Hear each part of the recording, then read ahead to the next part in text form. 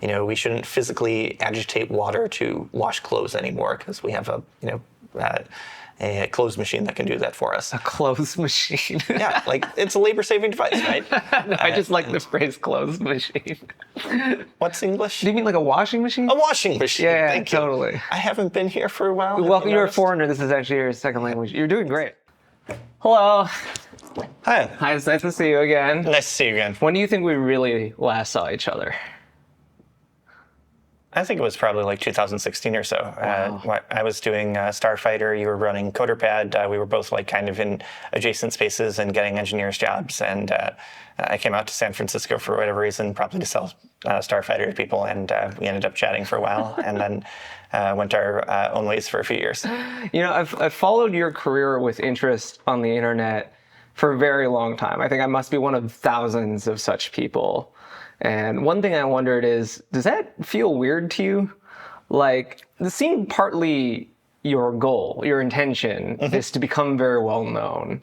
But I've wondered if it's also like a strange experience for you. I don't know if there was any point in my life where like my goal is to become well known. There were points in my life in which it was like, okay, if I continue going down the current path, like some sort of micro celebrity is inevitable. I guess I got to roll with that.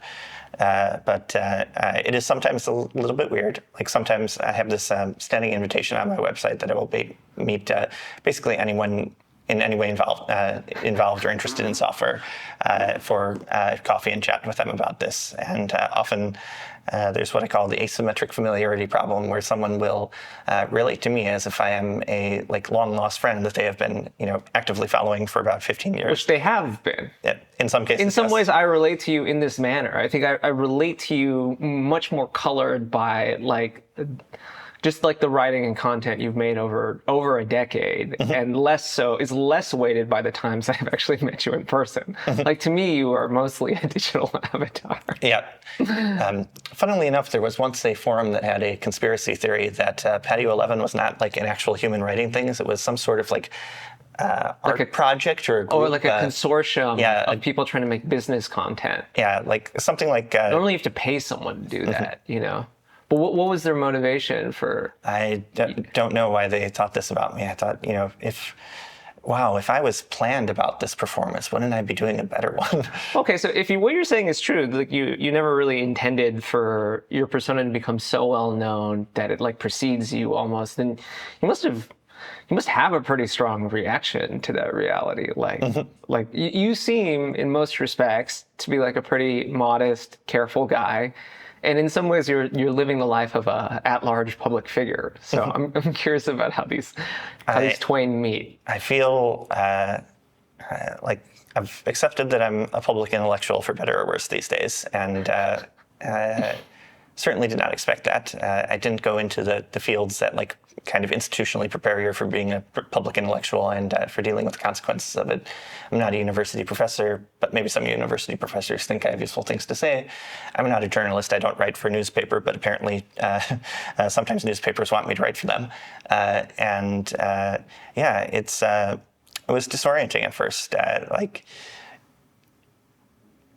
I've experienced some, personal and professional growth since 2006. I'd be a little worried if I didn't, but in many ways, I'm still the guy who was like enthusiastically blogging about the bingo project that he made in a week, and then, hold that in my head at the same time of.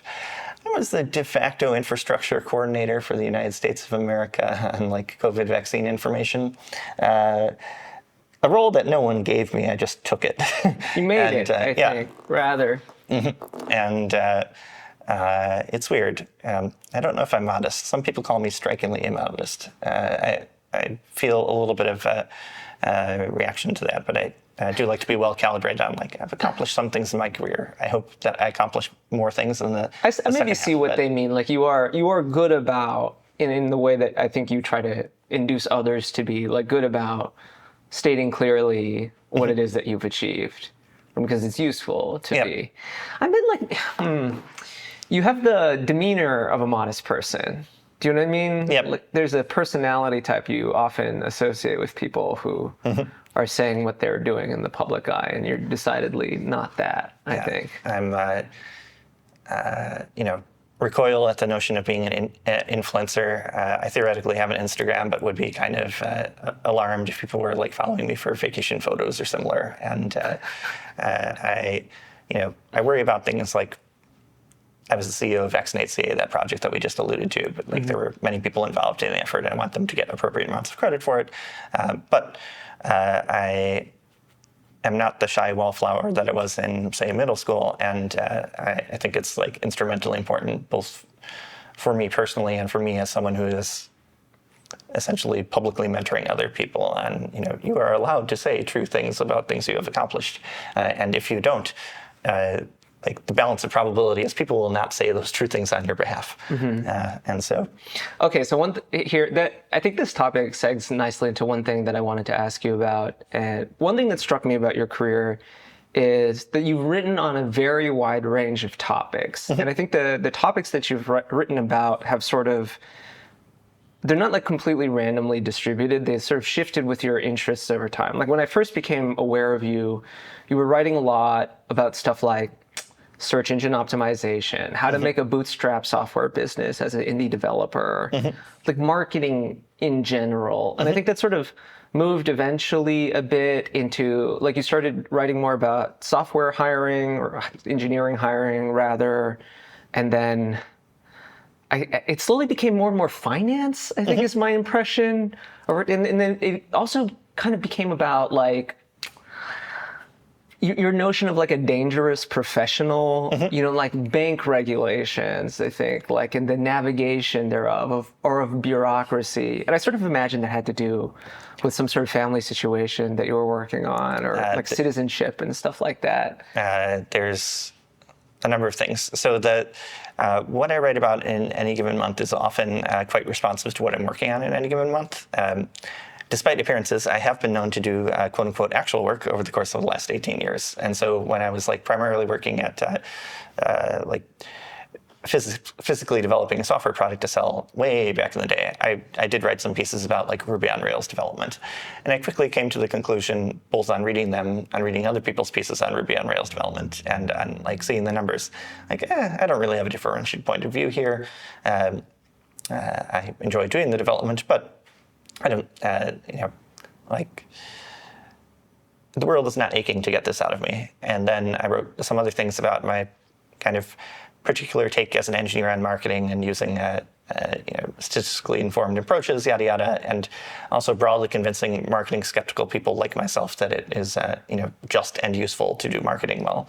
And that struck much more of a chord with people. And then partly it was just like follow the incentive. Partly it was just an internal sense of, okay, I've got a beat, and the beat is like, marketing engineering and sales engineering, yes, and business topics for software companies, yes, and like programming topics, not really, unless I really feel about it one day, in which case I don't have a boss, yay. And then my career has wended quite a bit since I started writing when I was a full-time employee of, say, 2006 was this. Yeah, I was still a translator at a Japanese semi-governmental technology incubator, and then I was a salaryman for a few years, kept writing to the occasional annoyance of my bosses, and then ran my own software companies for a while, joined Stripe. I think after joining Stripe, I started writing more about the financial infrastructure beat. Yeah, that seems right, timing-wise. Yeah. Do you look back at any of your early work and think, that guy had it wrong? Oh, goodness, yes.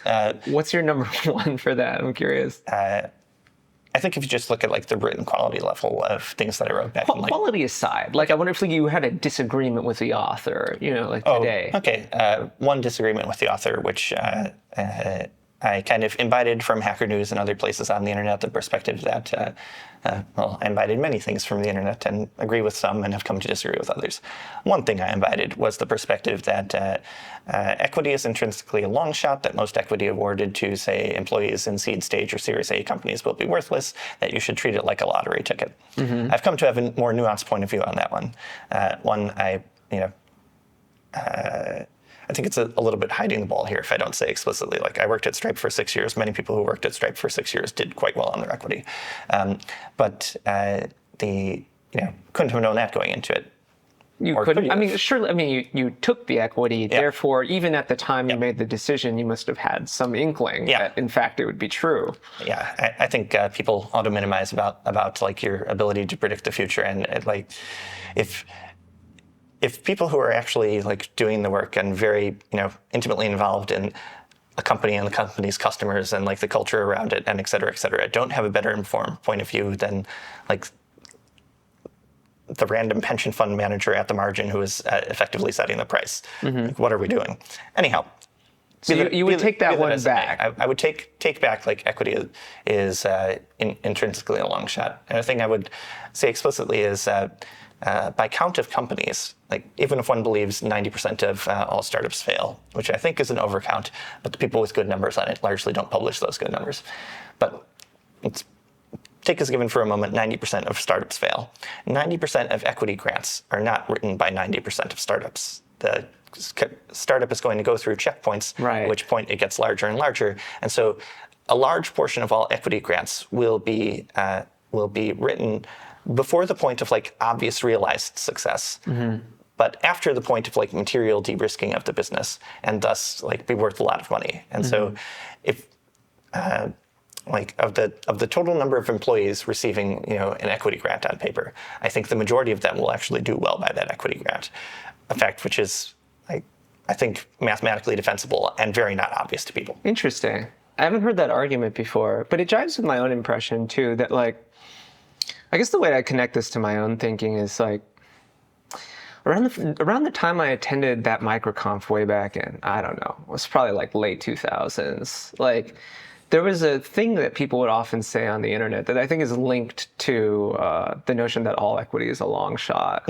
which is they also said, I think this is also kind of like auto minimization, that like the idea of a startup doesn't matter, and that the main thing that matters is one's execution. An idea that I always found to be like transparently false, like just upon like simple reflection, I think like, it's transparently false. And yet the desire of people to say it and the commonality with which it was repeated almost verbatim, it really struck me. I think it said something about our,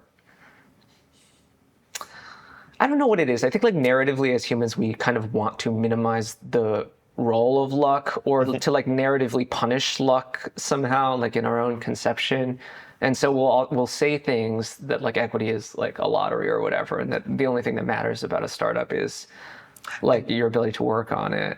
I think the idea doesn't matter is a truth and a lie existing in solution. The truth is that no matter how good the idea is, you will have to claw it out of the ether to get it to exist in the world. Despite a high quality idea, there will be people who don't get it, and you will essentially like have to shove it down the market's throat. And some companies have an easier and less easy time of that. But, I think some companies have actually very easy time with the correct idea. That like in fact, I would say that was my own experience. Like I had a good idea and I executed very poorly. And I was still like reasonably well rewarded for that. So I just felt like I was my own like living counterexample. I think you're probably right on balance. Like most companies probably do have to claw their company into existence. But it seems to me like need not be a requisite. Whereas like the idea of being good seems to me to be like a requisite. Like your idea of being bad is sort of intolerable in terms of your own odds of survival. I think to use a concrete example and throw myself under the bus, I was working on ideas which, as products, sure, like we're a non-zero number of humans in the world who needed them and were willing to pay for them. But as like concepts for a business, we're strictly dominated by other concepts I would have arrived at if I had thought about that more. Sorry, I have no idea what you're talking about. So bingo card creator, for example, or appointment reminder, for example. Many people, including smart folks I look up to, said these are like kind of self-evidently trivial businesses. And given that you seem to be intelligent and driven, you should be spending your time on something which is not self-evidently trivial, like take a swing at a big problem. And partly the auto minimization thing, I thought, well, like a real startup founder could certainly do that, but I'm just this guy sitting in the middle of central Japan. What do I know about anything? At the bingo card thing, that's something that I know I'm capable of doing, and that I have, some indicia that there is at least like a couple hundred teachers in the world need it, and so off to the races. And then I ran that for a couple of years. Well, and you probably didn't have an idea for a bigger company that you were passionate about at the time. I think it's hard to tell someone, go work on a, like, quote unquote, big idea. But like, if they don't have, like, how are they to do that, I think passion is overrated. You can often become like passionate about something after you put your best effort at pursuing it. So you found this to be like a credible suggestion. You were like genuinely weighing whether you should take after a quote unquote bigger idea. Yeah, I think one of the things that Tyler Cohen has said that strikes me the most, and that I will be attempting to operationalize, is one of the best things you can do for people, particularly young people, is to intervene and kind of raise the level of their ambitions. And I think it is useful to like go to 20-somethings who might consider themselves like, oh, I'm not credentialed, I'm outside like the cool kids and like the usual centers where things get done, and go to them and say, but that doesn't mean you can't accomplish anything. Like, let's talk a little about things you could possibly accomplish, and of the list of 3 things that you just outlined, like, take the big swing. It's interesting because I've long regarded you as like an advocate of the indie software business. Yep. Like you've written, many thousands of words probably on the subject. Like probably many, more than 1 million words on that subject. More than 1 million words. I've written more than 5 million. I have a counter. It boggles my mind. Yeah. And yet it's striking to hear you say that like you had sort of an internal conflict about whether you ought to have merely been satisfied with like an indie software bootstrap business. How do you account that? So I don't think we're strictly talking about the distinction between like indie businesses and VC-backed businesses or similar. A trivial business, right. Let's say. A trivial business. But what is trivial? I mean, trivial it can mean anything. At one point I was pulling a living from the internet, and it was similar in character to being like a competently executing bookkeeper, and there's nothing wrong with being a competently executing bookkeeper in life. And yet, plausibly, there are things I could have done that would be, more impactful for the world than simply being a competently executing bookkeeper. And I feel a small degree of regret that I didn't discover that about myself sooner. Now, granted, there's some bit of like snowballing of skill, reputation, knowledge, How et cetera. old were you when you did discover that about yourself? Goodness. I'm 42 now. I think having a sudden inability to do mathematics. In 2010, it was not obvious to me that I was fairly capable by the standards of like random people in the software industry. By like 2014 or 15 or so, I had somewhat gotten over that and be like, no, like, relative to the norm of a room of smart people in the tech industry, I actually think I'm like reasonably smart and effective. That would have made you 32 at the time. That sounds about right. That doesn't sound so late to have the realization, I think, in the grand scheme. That's a nice seg, actually. So I was curious, like, did Starfighter, the conception, or how do I put this? For the audience who may or may not know, like, Starfighter was a, God, I can't remember if you raised VC. No? We didn't raise any money for it. The founders entirely self-funded it. So Thomas Tacek, Aaron Tacek, and myself co-founded a company called Starfighter in 2015, where the theory was lots of companies have difficulty identifying like who are credibly skilled engineers versus from like existing approaches like reading a resume and praying to the engineering gods, and there's a whole lot of cargo culting involved in the interviewing process. We should replace that by giving engineers a sandbox to just do engineering in while having fun, and then identify the ones who do very well at that, and then somehow attempt to connect them to better careers. I think you introduced that far better than I was about to. Well, I was the CEO, so giving the pitch was like literally my job, right? But the thing we built was first game we built was Starfighter, with this idea that most engineers have not worked in the financial markets before. And so we essentially set most players back to ground zero in terms of they don't have any subject matter expertise. And then the game would teach them, just like when you play StarCraft, you get taught the mechanics of like building a base, and here's a new unit, and yada yada. We'll teach you like one level at a time, a little bit more about the financial markets, and ask you to do programming oriented tasks to proceed to the next level. And so we started with like, hey, here's a specification for an API you can't possibly have used before because we just made it up.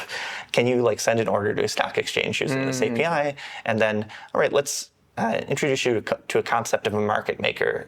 They allow trades to happen in the market because like people who naturally want to buy or sell will naturally meet each other because they want to buy or sell at different times. So there needs to be someone in the middle who buys from A and sells to B and does that quite frequently. And that sounds like weird and saying magic, and maybe there's like some secular priesthood in New York or Chicago who handles it. No, a market maker is something you can write in Ruby in 100 lines of code. Let's see you do it. I love how evident your enthusiasm for the topic is. Was it a stock exchange because you wanted it to be a stock exchange? It was a stock exchange for a bunch of reasons. Aaron and Thomas had worked around the financial industry a few times doing security assessments of them, and so they had quite a lot of knowledge about like the internals. You really came alive right now. It was great to watch. You got into the swing of talking about market making. So not the only thing I could come alive about, but one of my like weird personality traits is like I periodically rat hole on a particular topic, and I get very enthusiastic about that topic relative to all things in life. And then even like 10 years later, I remain quite enthusiastic. But you could get me to be quite enthusiastic. This is what we all love about you, I think, actually. So I wanted to actually, was the formation of Starfighter, like you said you sort of had this realization about yourself around like 2014. Was this like you thinking, oh, I sort of owe it to the world to take a bigger swing, and like this is my idea for that? That was part of it. I thought and continue to think that engineering problem is engineering hiring is an enormous unsolved problem in the world. It's one of the things that the tech industry most obviously has spent a huge amount of effort on and is absolutely rubbish at. Not nearly in terms of they get poor results from their processes, but their processes are self-evidently absurd. And I thought, maybe I can be the change that I want to see in the world, and also like create a really fun, compelling product for the first time in my life. Like I built 2 software businesses before, sold both of them. Timeline is a little off, but they were eventually sold. But then I like scratch built a stock exchange, and it's like, wow, I can actually do this. I'm not the bingo guy anymore. I'm not the bingo guy anymore. I remember being deathly curious about Starfighter at the time. I think partly because we were working in related fields, right? Like, I mean, ostensibly, CoderPad is a hiring tool too, so I guess it is a very related tool. And I followed the project with great interest. I'm trying to remember. I thought it was a good idea, or at least a very fun idea. One that I would expect to like work, basically. Like it seemed sound on its principles. And in a way I was almost like blindsided by the closure. And I've always wanted to, I guess, like hear the story. I can't tell. Like I reviewed some of your writing like over the last week, and I will say, this is not a dig or anything, it is hard to find out what happened. There's a little bit written. I think you at one point made a comment to the effect of like, you didn't realize the extent to which like the company had like become a recruiting firm, or like would have to serve like, I know what you mean, like recruiting function effectively, right? Like you have to advocate for each of your candidates in order to get them placed at each of the client companies. And yet I even thought that you would be very good at that. In fact, and I'm sure you were. So I'm curious, like, why'd you stop? Like, I feel like the company probably could have kept going for a while. One of the reasons I was pretty quiet about it is when we broke up, Thomas said, I'd like to tell the story of this closing. And I'm like, yep, sure, go for it. And Thomas eventually did write something on Hacker News about his point of view on what didn't work about the model. I have some like differences of opinion with respect to him, but like productive differences of opinion are why one has co-founders. Some bits of it are like obviously three people worked intensely together for a year and a half, and some stories won't be told.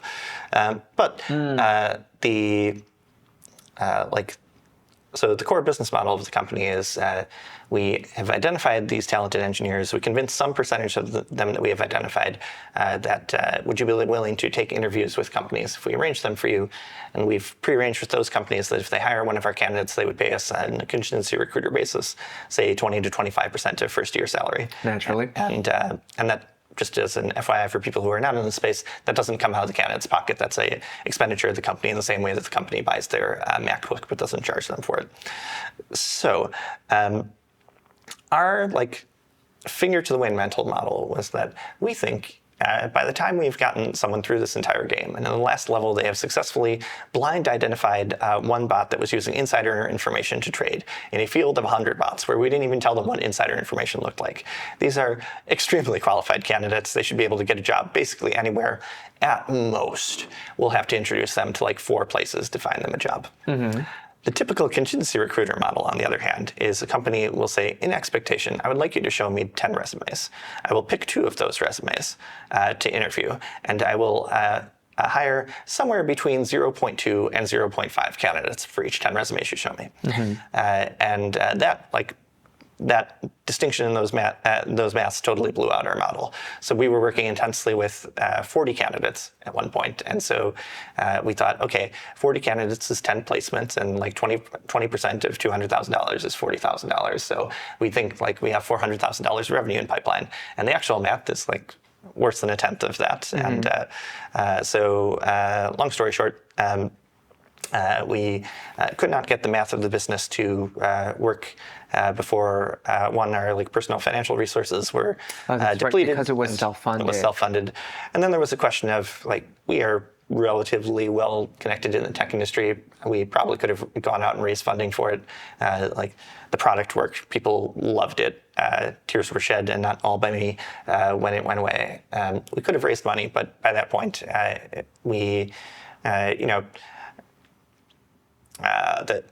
the team relationship was not in the best place, and the struggle will do that. Yeah, struggle will do that.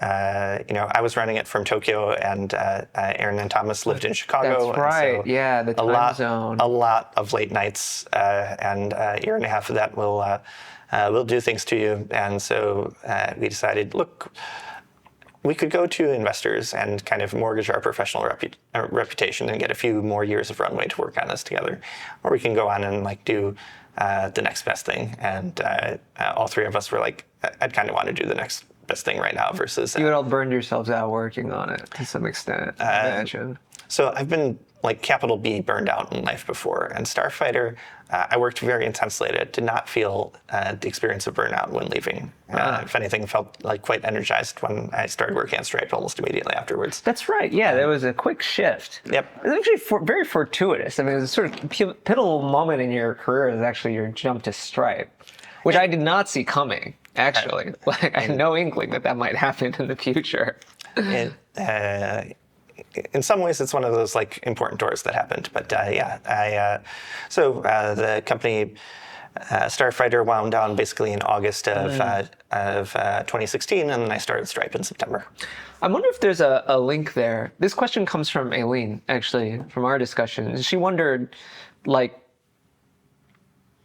since you went straight from Starfighter to Stripe, mm-hmm. I imagine that the nature of the hiring process was very much on your mind mm-hmm. when you made the transition. Mm-hmm. Did you attempt to change Stripe's hiring practice in some way? I never worked for the recruiting division of Stripe explicitly, but often worked with them. But I wouldn't have believed that would stop you. There's the, what happens at one's previous employer stays at one's previous employer, warring with wanting to answer the question explicitly. I attempted to influence things there in directions I thought were helpful. I accomplished a little around some margins, and but it was not the main focus of my efforts. Let me ask you a more general, less perhaps NDA-affected question then. Mm-hmm. What general sort of high-level change do you think that recruiters at tech companies that are roughly Stripe size or bigger mm-hmm. ought to make? If I could wave a magic wand and sell the world on one concept, it would be selling the world on the desirability of work sample testing. So Starfighter is essentially a gussied up video gamified version of a work sample test, where the way to tell if someone is good at something is to have them do the something and evaluate the effectiveness of the output, which is not the way that almost anyone tests for suitability for engineering jobs or other jobs at tech companies. Well, but for reason though, right? Like it's very expensive. It's very expensive. It's difficult to do. It asks a lot. It asks a lot of the candidate. The candidate and the recruiting organization, and also like people who are being hired into the recruiting organization. And in some ways, it goes against, this is against the like culture and standard practice of the industry. And so like you have to motivate a large team of recruiters to say, okay, previously you've conceived of your job as being like rapport building with candidates and like building up a pipeline and then successfully matching them with people inside the company to do interviews and then collating the feedback from those interviews and running, quote unquote, the interview loop. We want you to do far less of all that and instead do this thing which will, you might experience as like you have far less say and discretion in the process. And so recruiters are actually already pretty used to being treated like robots, sadly, I would say, but I don't know that would be the barrier. I think the barrier would actually be the difficulty of the problem you're proposing, actually, right? To run large-scale work sample testing across, like imagine like how many people Google interviews, right? Like every day.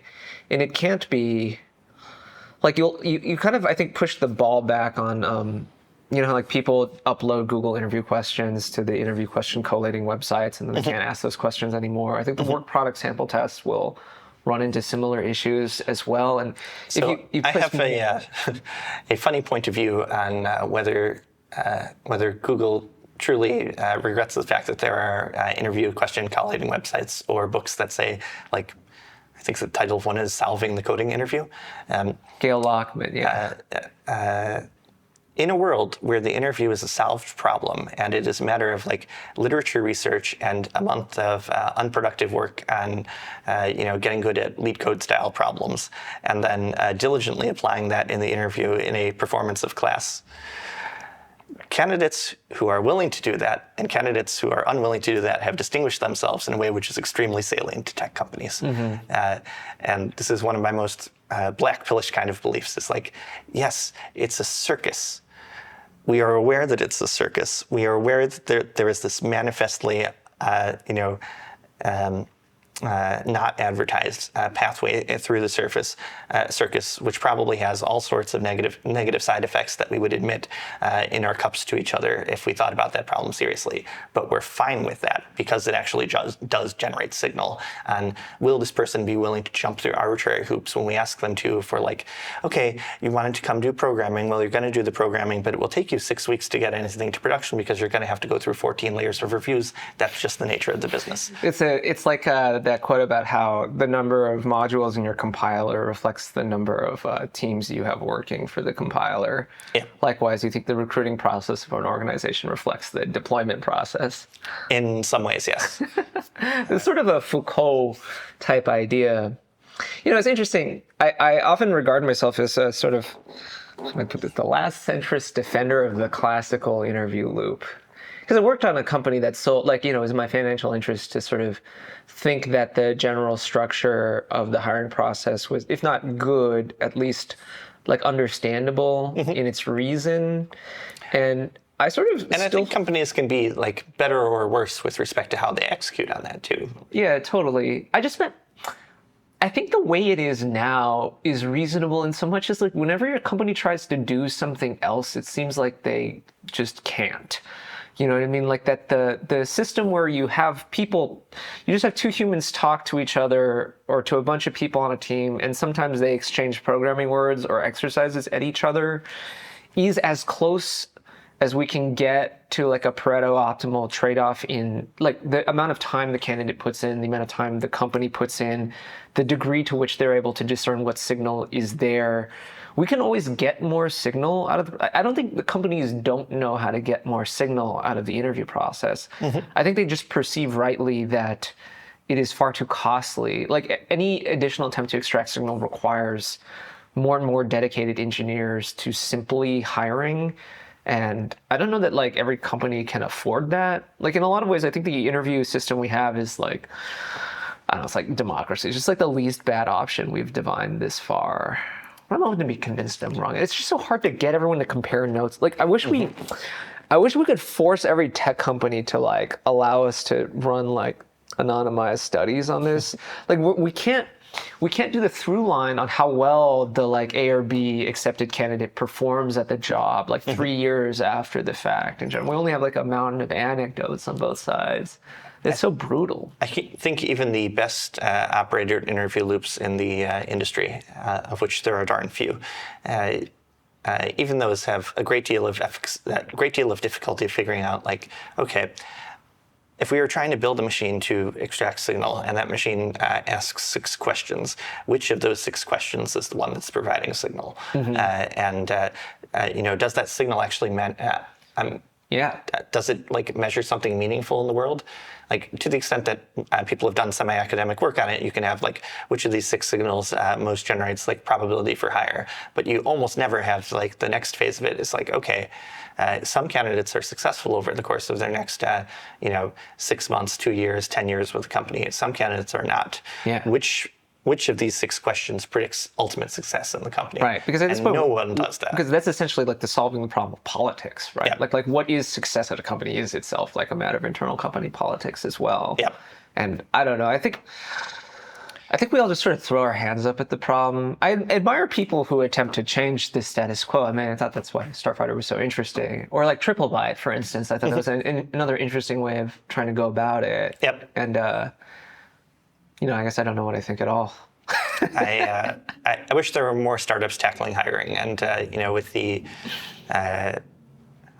like startups tackling hiring tend to do better in environments where people are hiring very aggressively, and so on paper, 2015-16 might have been like among the best times in history to start a hiring startup, and then get to the top in like 2020, 2021, and it's become more difficult now. Yeah, so you got to get out, like.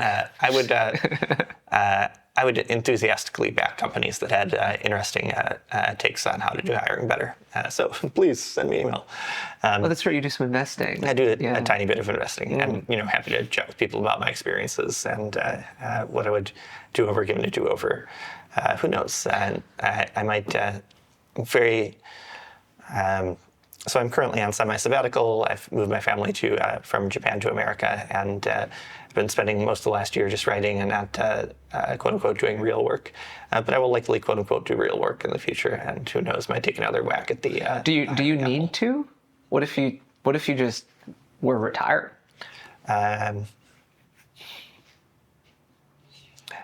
There's like 2 questions there. One is the question of ability, and one is the question of, I guess 3 questions. One is the question of like capability, and one is the question of would that make you happy, and one of the questions is does that satisfy your value system? Bracketing the first question for the moment. I don't think I would be very happy retired. I'm already kind of on pins and needles of like I don't feel productive in that weighs on me, and from like the value system kind of perspectives, I think the world, life, the industry, etc., has been very good to me, and I owe it to my talents and ability to produce things for the world for as long as I'm able to deliver those. And I think that, knock on wood, I probably still have 20 plus good years left in me. And so would like to accomplish something in those 20 plus good years. Now, at the same time, when looking back at like the last 8 years of my life, there were times at which I thought, okay, I'm explicitly prioritizing my career above being the best husband and father I could be. I'm trying to accomplish a rebalancing of that too. But I would like Vaccinate CA to not be the last important thing I ever do. It was pretty good. I mean, it was pretty good. Even if it were, I think no one would disagree that you had contributed to the world. The problem with questions like this, I think, is they're often like open-ended or unbound, right? Like there's nothing to stop you from uttering that sentence at any future point in your life, too. You know what I mean? And if you can't be satisfied. I'm playing devil's advocate here. Hear me out. This is an annoying way to put this question. Like, if you can't be satisfied with making America's like premier vaccination like rollout website, what further accomplishment would be satisfying? Let me flip that around. So my finger to the wind estimate is vaccinated CA probably saved 2,000 lives. It's pretty good. If there is a time in the future in which I can have some positive impact, which is like much larger than that, I'm somewhat obligated by my sense of ethics to do that thing in the same way that when Vaccinate CA was in its early days, I did some napkin math and thought, it's probably like a 1% chance of saving 10,000 lives right now. And the expectation that's 100 lives. The thing I'm scheduled to do on Monday is to like edit a blog post. I should very clearly not edit a blog post on Monday. And in some calculation similar to that, like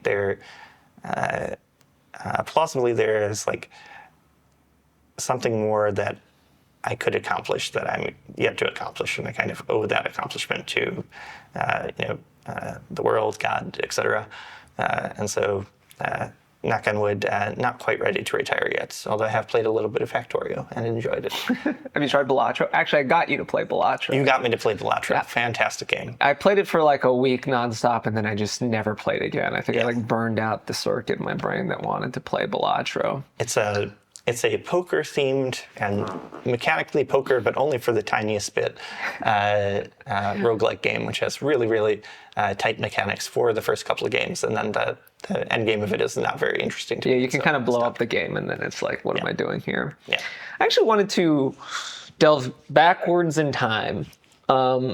One thing that's always been really interesting about you to me is your time in Japan. I'm sure you get this all the time. You know, and we're going to do it anyway. I'm sorry. Yeah, no worries. You've said publicly that the reason that you moved to Japan straight out of college was that you and your father read the Wall Street Journal obsessively, and you had gotten the impression that Japan was the economic future of the world, and thus, like, in order to have a good shot at securing like an economic fiefdom, like inside of Microsoft Japan or something, you chose to move to Japan. So the Wall Street Journal, in my recollection, was extremely convinced that engineering employment in the United States was over, and that it would future engineers would be hired in Asia, and they specifically identified China and India as the places where most engineers would come from. And I thought, oh shucks, I would like to be an engineer anyway, but if I can find kind of a niche in the world where you have to do two hard things to be able to participate. Engineering is one hard thing. Hardest thing I've ever done in my life is learn foreign language. Spanish is the only class that I didn't get A's for showing up in. It's hard. You know, it's hard, and there's like ways to be bad at it, in which programming is way easier than learning Spanish. Yeah, and so, but there's many Americans who speak Spanish better than I ever will. I thought, okay, I'll make a list of all the countries, and then like try to make my best guesstimates of what percentage of their population speak at least like professional level English. What's the level of X software that we buy in the United States? What's the level of US based software that is sold in the country? Yada yada yada. Multiply these like. This is the appearance of rigor, but it's like put a finger to the wind, but in spreadsheet. This mental process you're describing is what I actually want to ask you about, right? Because the way you tell this story, both like previously and right now, is that you're telling me like an 18-year-old did like a calculus on like their economic future viability and concluded that they ought to move to Japan so as to secure their financial future. The question I want to ask you is there any part of that story that's untrue? Is there a romantic reason? Because, like the people who move to Japan usually, I don't know, they watch anime or something. Like, surely there was some romance in the choice of your destination here. Cool. So all narratives, particularly narratives after 20 years, are like subject to a storytelling process. And I'm the first to say that. I try to be mostly truthful about things I say, but I'm a storyteller. I don't mean lie. I mean, like, is there a fun exaggeration here, right? So To the best of my recollection, that spreadsheet did actually physically exist. Oh my gosh. I don't have it anymore because this is the pre-Dropbox days, darn it. I also don't have a copy of the Wall Street Journal article, but I'm pretty sure that Wall Street Journal article existed, and if I can get a print of it, it's going on my wall for like wonderful wrong things. But the Romanticism bit, my first, going way back, my first exposure to Japanese culture was one of my periodic obsessions when I was approximately 5th grade through approximately high school, was reading about World War II. And so virtually everything I knew about Japan at the point of entering high school was in the lens of World War II, which did not really get me interested in moving over. Continuing the theme of random newspaper articles caused major changes for the Mackenzie family. My younger sister Katie joined the school's new anime club in her first year of high school when I was a senior. So my sister announces this intention, and my dad had recently read an article which I will caricature the thesis of that article as Japanese animation, harmless indulgence or disguised child pornography. And so he said, to the point. Hey, could you go along with your sister to essentially chaperone her to this school club and just to check out whether or not it is or is not child pornography? Essentially, yes. And so went along and kept going to the anime club for a year, but I was never really that into it. But you had some exposure. Some exposure, picked up, a handful of phrases of if you watch enough hours of someone talking in language, you will eventually pick up some phrases. But then got to university, did the calculation. It was like, okay, Japanese is at the top of this list handily. I know 2 phrases of Japanese. How hard can all the other ones be? And then the other bit of romanticism is when I actually took a Japanese course, within 2 weeks I was like, I love this language. This is one of the most interesting intellectual puzzles that has ever been handled to me. So you had the enjoyment of the learning. Yeah. I see. And so, and then, okay, locked and loaded on the career plan, and there we were. I would say your story still really strikes me. In your interviews, it seems your interviewers kind of just move straight past this part. They're like, oh, so you did the calculus on where you should move, and you just did it. Okay, so tell me about your next business. Mm-hmm. To me, that's insane. You know what I mean? Mm-hmm. to be so I don't know, intellectually rigorous about your financial future at the age of, I don't know how old you are when you made this, but 18 to 20. Yeah, 18 to 20, somewhere in there. This is a remarkably, I don't know how to put it, sober and far-reaching in implication choice that you were making. I would have been terrified to make this choice. Can I just make the little disclaimer against interest that this sounds intellectually rigorous, but it's actually an 18 to 20-year-old cosplaying is what he thinks intellectual rigor would look like. Even still, to have the notion that you ought to cosplay as a rigorous person, which is all that rigor really is ultimately, right? Mm-hmm. We're just doing what we think. Yeah. It is rigor, but who knows? I have come to believe that more than I disbelieve it over the years. It's one of those disconcerting thoughts as an adult, but yeah. It's difficult to perceive truth directly, so it's just hard. But still, I would say this is an extremely unusual thing for a young man to do. And I'm wondering, what in you, I don't know how to put the question. One way that people sometimes ask this question is have you always been this way? Which I guess is almost evidently yes, I think, just based on what you've told me. And more how would you characterize that part of you that lets you do this kind of thing? I think that's one of the things that make you unique, the way that you look at a situation or a set of impulse and say, well, this is straightforwardly what we ought to do, and so I'll do it. I don't think most people work that way. I certainly don't work that way. And I don't know, what is that like? Or how did you know? That kind of thing. I do it sporadically, and sometimes around major inflection points in life it's worked out for me. And then there have been other major inflection points that were a far less decided thing. I certainly didn't make a spreadsheet to decide to marry my wife. But some people do. Some people do. And, no judgment if that works for you.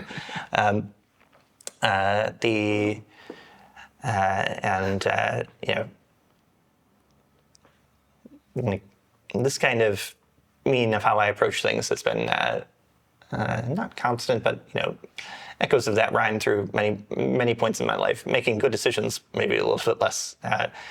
One But you're at least diligent about the bad decisions. Diligent about the bad decisions. Yeah. Just to correct the record for the Wall Street Journal, there were in fact engineers hired between 2004 and 2024 in the United States.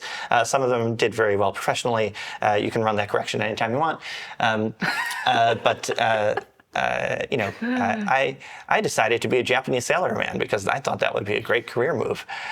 This is also an annoying question, but if you could go back, like if you could get on the phone with like 20-year-old or 18-year-old Patrick McKenzie, like would you try to talk yourself out of that? Because it seems like a lot of what feels interesting and unique about your life is a little bit downstream of that. Yeah. It's like a tough thing to reason about, and yet I can't help but ask. I would definitely say some things to young Patrick. I wouldn't tell him to buy Bitcoin because I still don't think I'm wrong on Bitcoin. But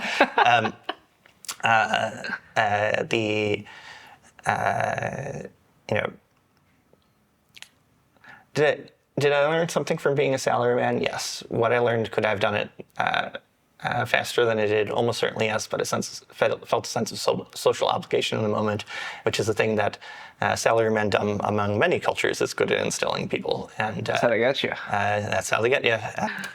What would you say to 20-year-old Patrick? What would I say? Like, assuming you can't talk him out of going to Japan, like maybe you would tell him to do it differently or something. So I went under the auspices of the JET program because the JET program was, I had this idea that is like roughly, weird and non-consensus for people like me who are going to my school and doing engineering. Like, I shouldn't get a job at a local employer or go work for the government or something. I should just decamp to Japan immediately.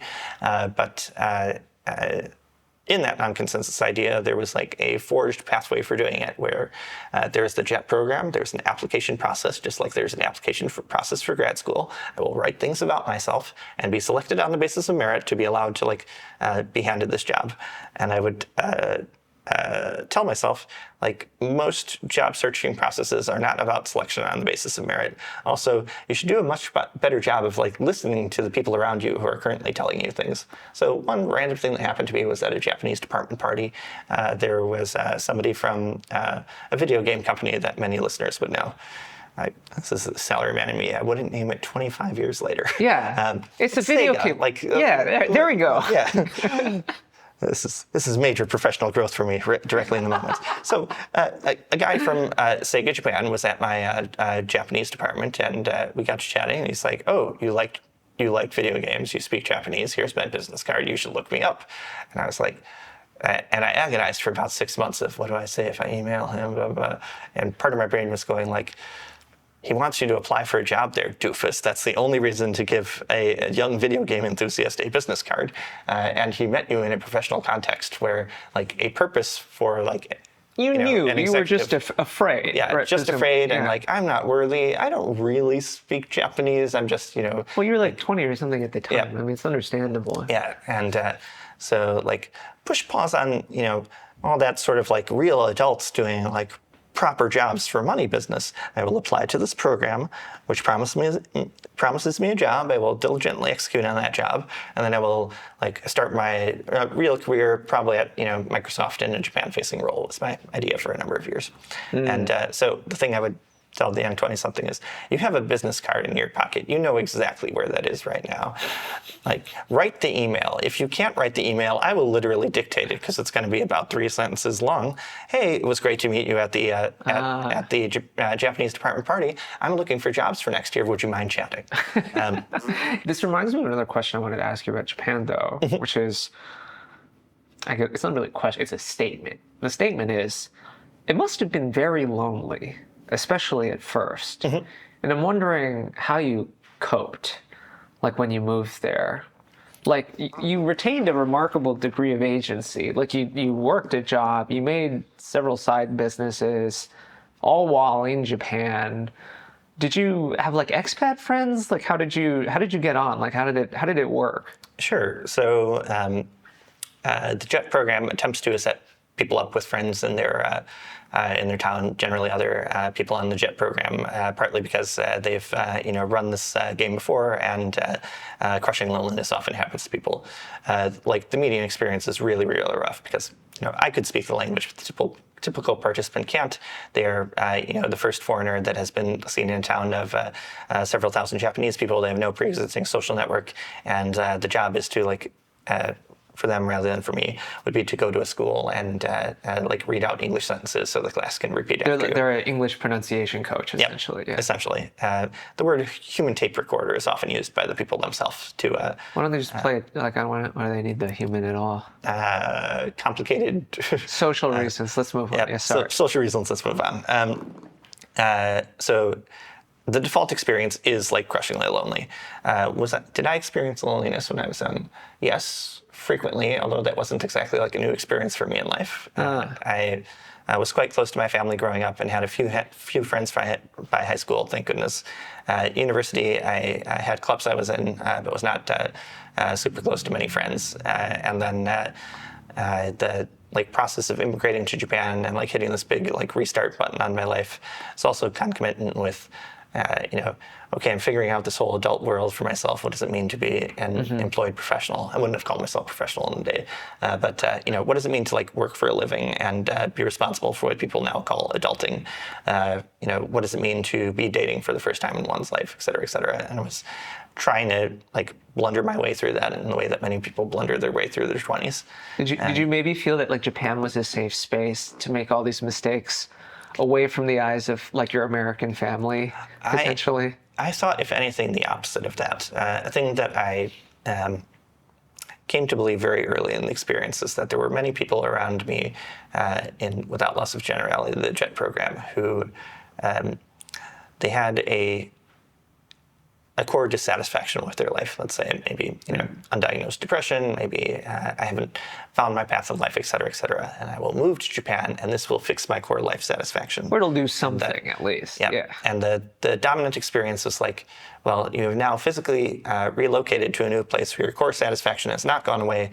You are disconnected from your support network, et cetera, et cetera. And so the amount of people who developed alcohol problems and similar is far higher than anyone would care to admit.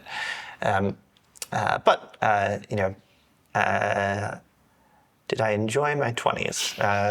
That's not what I asked. Yeah. But if you'd like to answer, did you enjoy your 20s? Enjoyment went way up after I started Bingo Card Creator and found food.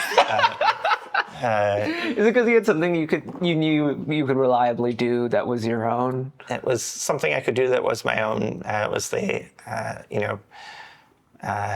was a salaryman, quite beaten down, et cetera, et cetera. This is one domain that I can actually own where I make decisions, and those decisions matter, and people tell me they matter.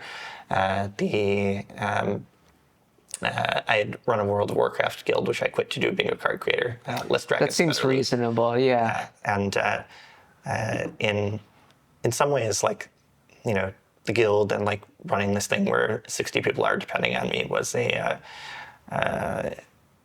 surrogate for being needed by the world, because I was doing a job, I was getting paid for doing the job, but at very few points in my professional career in Japan, up until I quit being a salaryman, did I actually feel like the system needed me, or that my coworkers needed me, or that there was truly a purpose for me doing the thing. There was an institutional reason why we're not allowed to quit. The prefecture, needed one body labeled translator, and so I was there to fill that desk. But do they actually need you to translate? Very little. What did you end up doing? So the governor of Gifu Prefecture had kind of nominated our technology incubator as Gifu's answer to not merely Gifu's, Japan's answer to Silicon Valley. Wow. And so what's the most number of translators that any other prefectural technology incubator has? 3? I want 5. And we had legitimately worked for about 0.2.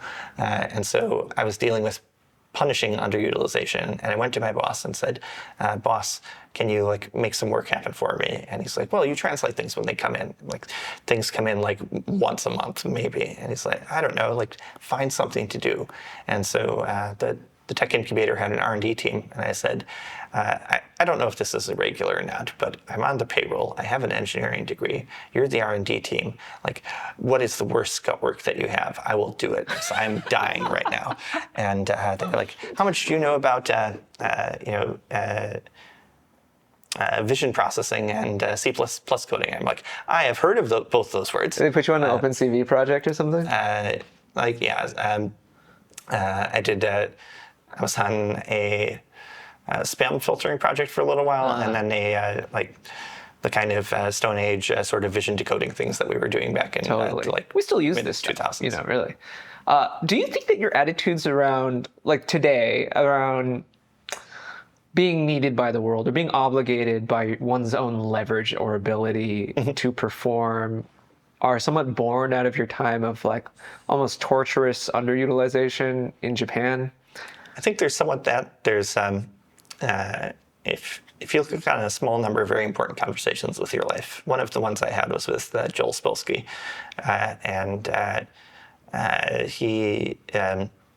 he grounded the argument in his Talmudic understanding, but said essentially to those who much is given, much is expected by God, the world, etc. And you have some incredible gifts, and you are frittering them away on becoming the world's best expert in bingo card kerning. Why are you doing this with your life? And, were you working on the kerning? I did spend a little bit of time working on kerning. It's beautiful. And the notion of I was deeply burned out after the salaryman experience, and I remember thinking, if I can run this software vending machine where it pays me enough money to live on every month, and I just take my Kindle and an iced cocoa and sit on the beach somewhere, that is success for me. And then sounds pretty nice. The conversation with Joel convinced me no, that is a morally incorrect choice, and I've been. Do you agree? Do you agree that that choice now is you would go so far as to say that is morally incorrect? It's one thing to say it's incorrect. It's another to say you could do more if you were so inclined, right? But surely we make some allowance for the pursuit of one's own happiness and one's value system, right? Yeah.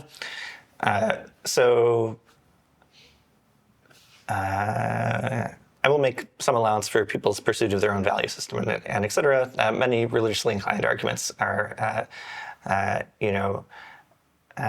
some allowance for individual differences, comma, and yet God has preferences, comma. It's true.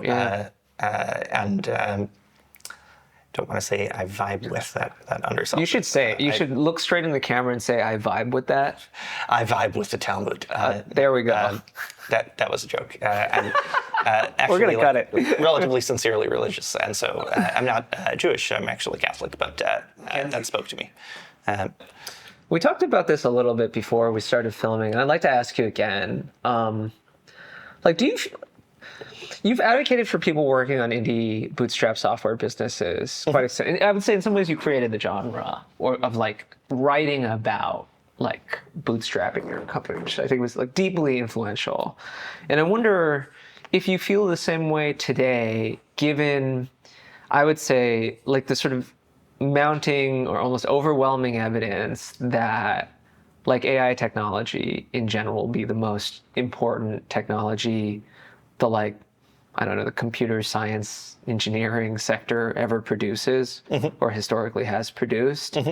I was thinking about this the other night, whether if I was the age I was when I started CoderPad today, I don't actually know that I would do that relative to even just getting a desk job at OpenAI. It seems that if you are motivated by some of the arguments that you've laid out, that you owe it to the world to do the most possible given your ability to do so, it seems increasingly that the only correct option to push the envelope further is work on neural nets, essentially. What do you think of that? So broadly, if there were, a young, ambitious person who said it's pretty clear that AI is the future, and I want to work on AI, I would say, it's pretty clear to me also that AI is a huge technological advance and is going to be societally transformational, and that makes a lot of sense to work on. Exactly how you deploy that, there's, many things that one could do. The value system is complicated. Not value system in terms of like the value chain for like getting AI to do useful things in the world is complicated. And so like plausibly there need to be people who are writing industry specific software that will actually plug the some AI sitting in the background into like a particular business's operations. And then there need to be a lot of people doing capabilities research and alignment research and yada, yada, yada, yada at places like OpenAI and Anthropic and similar. An interesting question from a venture investment perspective is, okay, if there's this value chain, like where does the value accrue in the value chain? Does it end up there being like a small number of model companies that are the largest companies ever in capitalism, and then like market returns elsewhere, or is there like unclear, a new flourish? Yeah, it is very unclear to me, and I don't have a very differentiated point of view. Especially when you can work in anywhere in the value chain. I mean, I guess what I'm asking is like, would that be extremely tempting for you? Like if you were like in your 20s, like at this time? I think. And does this make you like sort of bearish or more bearish than you would have been on like indie software businesses? I guess what I'm trying to ask is like, I'm more bullish on indie software businesses because it's a capabilities increase for the person that's running the business. If I just had ChatGPT when I was doing like Bingo Card Creator, oh man, the SEO would have been lit. Somewhat. Should I say? It's also capability. I would have built it into the product. Is the capabilities increase for people that are sitting on data too? So like incumbents, I think benefit probably overall more. It's hard to say. I mean, they're better able to fine tune and stuff. That's true. Although there was, for most indie software companies, there isn't exactly like an incumbent that is trying to do exactly what you're doing. No, totally. There's Excel that can be forced by a sufficiently determined person to do what you're doing, and then there's like some ad hoc, underspecified collection of procedures at some companies. But largely, you're inventing a method, you're encapsulating that in the software, and then you're teaching people how to use the method. Totally. Am I right in assuming that you are the kind of guy that has a spreadsheet of a list of potential business ideas? I don't actively at the moment, although I am that kind of guy. I was going to ask, like, what if you had to start some sort of industry-specific tool chain that plugs into AI today, like as a solo developer, what would you be inclined to work on? I'll give you an example of the first thing that came off in my head when asked this question once, and then I'll tell you why not to trust the first thing that comes to mind, particularly when it's from me. So there exists this form called the FBAR, which is a form that Americans and other U.S. taxpayers are required to file with the Financial Crimes Enforcement Network, detailing their holdings abroad. Okay. So actually filling out the FBAR, you can do it on the basis of all your banking records and similar, or you can get your accountant to do it. Your accountant is going to be offended by it because it is like the most menial grunt work you could possibly imagine, like going through bank statements and pension fund statements and similar, find the peak balance for the year, copy that and the name and address of the financial institution into this form, submit to FinCEN, and this problem is practically a tech demo for AI. Like, put all the PDFs here, boom, done. I spent $1,200 on FBAR filing last year. Total dead weight. You have to pay to file, or you have to pay the accountant? You have to pay the person who is like copying information for you. Gotcha. You pay for the Scut work. Yeah, you pay for the Scut work, and even paying for the Scut work, I had to do my own Scut work to get them the information because I don't want to give away like my banking passwords, yada yada. I've been there. But if you take that core intuition, like, there exists Scut work in the world, we should have the Scut work done by machines, where we can have it done by machines instead of humans, so that we can like release the humans to do better tasks. Like in the same way that we shouldn't physically agitate water to wash clothes anymore because we have a clothes machine that can do that for us. A clothes machine. Yeah, like it's a labor-saving device, right? No, I just like the phrase clothes machine. What's English? Do you mean like a washing machine? A washing machine. Yeah, Thank you. totally. I haven't been here for a while. Well, you're a foreigner. This is actually your second language. You're doing great. It's Sentaki. So You know, the sentaki that goes next to the kansoki, but Yes, of the course. drying machine. Is that what they call it, the kansoki? Yeah, kansoki. Yeah. Drying machine, yeah. Drying machine. Okay. Had a hell of a time trying to use Japanese drying machines. Yeah. They ran the load like 3 times or something. They're not that wonderful. Anyhow, be that as it may, like labor-saving devices are useful in the world, but if you like have the intuition that labor-saving devices are useful in the world, don't like immediately jump on the first problem that is like, wow, here's a place where we need a labor-saving device. You can take that same intuition and say like, okay, what if I spent like 2 or 3 weeks of reading all the federal government forms that I could get my hands on and figure out like, which of them are perhaps like used by more people or used in a more like economically significant context, or maybe like the correctness matters more. Like FinCEN will not tell you this, but like if you file an FBAR that's wrong, nobody cares. Like you don't even have to really do it right. You don't even really have to do it right. It's kind of nice of them, actually. It's a small concession, I guess. And your accountant in the IRS will definitely not endorse that point of view, but it's naturally. It's yeah, like you should go all the way. You should do like TurboTax for like the the median file or whatever if you can make it. Yeah, and so that connects to one of the points we were making earlier. Like AI might benefit incumbents if you're already TurboTax and you already have distribution. Yeah, like it might make more sense for you to build that and like build it into TurboTax. On the other hand, do we really believe that TurboTax will build it? Yeah. Okay. So anyhow, like take the core intuition, find a problem, and then like build a thing that works, and then do the hard part. Are you saying you are businesses. building TurboTax using AI? No. If one wanted to find an AI problem, like find a problem in the world that needs, some amount of know-how, but also some amount of Scut work, where that Scut work is now below the line for LLMs, and like you get the LLMs to do the Scut work, and then you get to do the hard work of building any software company, which is like finding people to use the darn thing and successfully selling them the solution. Which I think every indie software company will tell you, like the sales and marketing, it turns out to be the actual hard part. It's the fun part too, actually. It is. I love sales.